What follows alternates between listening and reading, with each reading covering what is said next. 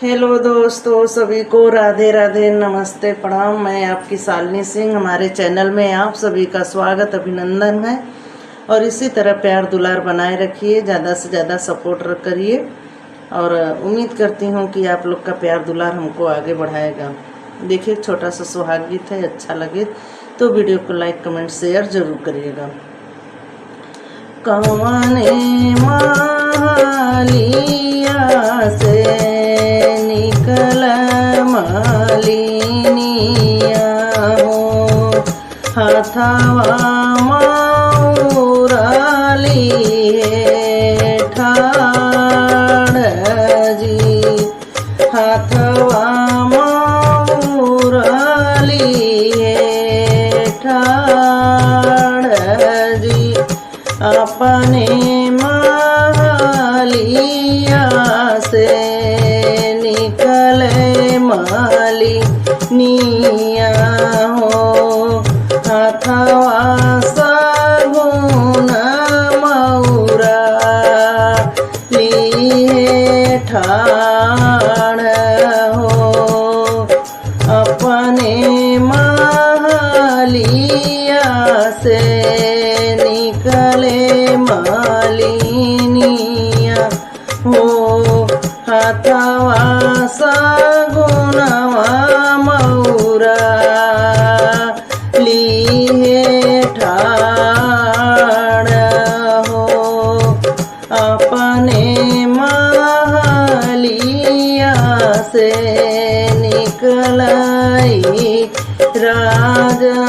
दशरथ हो, कर लेना मौरा का मोल हो, किया तोरे मालिनी हो, मौरा का मोलवा हो, किया तोरे मौरा में लागल हीरा मोती हो, कयलाख मौरा का मोल रे मालिनिया हो, दिहलू तो मौरा में हीरा मोती जड़वाई हो, नहीं मोरे मौरा का मोल होई राजा हो, नहीं लगल हीरा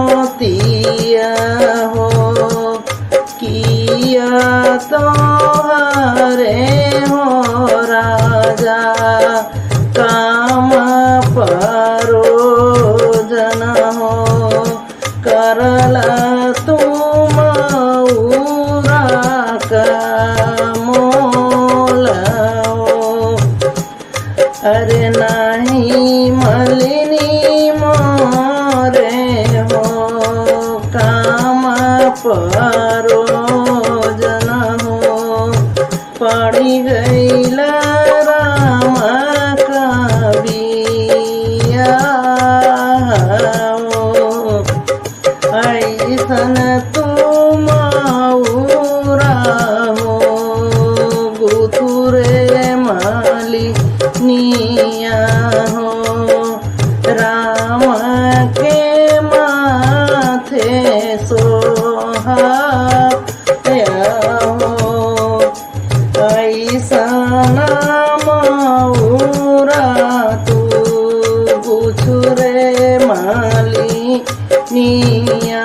हो, राम के माथे सोहाया हो, इतनी बजाना सुनी मालिनी जे गुछलिन हो, फुलवा का मौरा बनावा लगलीन हो, बिचवा बे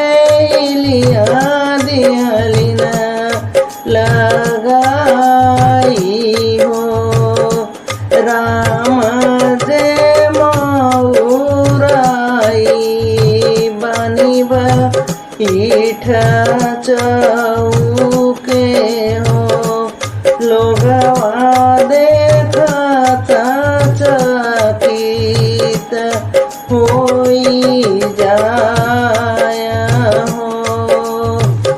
राम के माथे सोहेल मालिनी कमौरा हो लोगवा देखता हैरान हो। किया तू ही बनवलू मालिन फूलवा का मौरा हो। किया तू ही लगाईलू बेलिया का फूलवा हो।